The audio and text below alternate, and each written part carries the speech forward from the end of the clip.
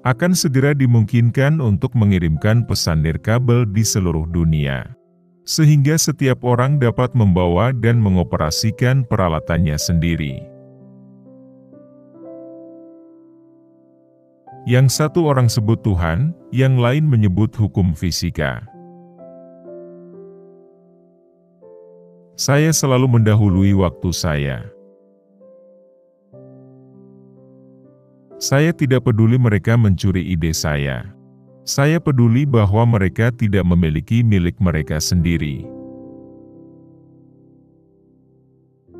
Sendirian, itulah rahasia penemuan. Sendirian, saat itulah ide-ide lahir. Sepanjang yang tak terbatas, kekuatan-kekuatan berada dalam keseimbangan yang sempurna. Dan karenanya energi dari satu pemikiran dapat menentukan gerakan alam semesta. Keinginan yang membimbing saya dalam semua yang saya lakukan adalah keinginan untuk memanfaatkan kekuatan alam untuk melayani umat manusia. Otak saya hanya penerima. Di semesta ada inti dari mana kita memperoleh pengetahuan, kekuatan dan inspirasi. Saya belum merambah ke rahasia inti ini, tetapi saya tahu itu ada. Jika Anda hanya tahu keindahan 3, 6 dan 9, maka Anda akan memiliki kunci menuju alam semesta. Dari semua hambatan gesekan, yang paling menghambat pergerakan manusia adalah ketidaktahuan.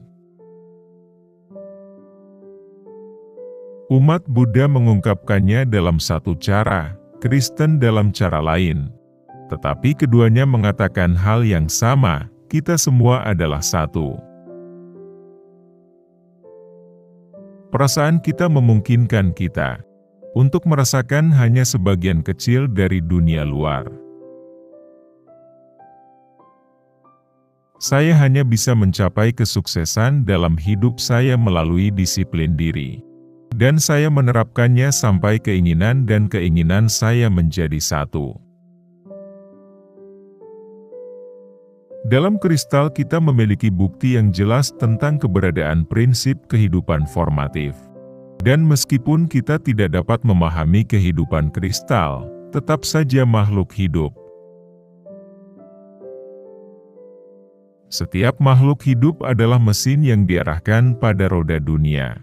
Meskipun tampaknya hanya dipengaruhi oleh sekitarnya langsung, lingkup pengaruh eksternal meluas ke jarak tak terbatas. Karunia kekuatan mental berasal dari Tuhan, wujud ilahi. Dan jika kita memusatkan pikiran kita pada kebenaran itu, kita menjadi selaras dengan kekuatan besar ini. Ibu saya telah mengajar saya untuk mencari semua kebenaran dalam Alkitab.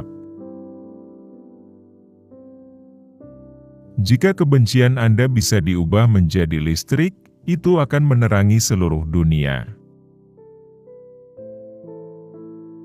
Perilaku antisosial adalah sifat kecerdasan dalam dunia yang penuh dengan konformis.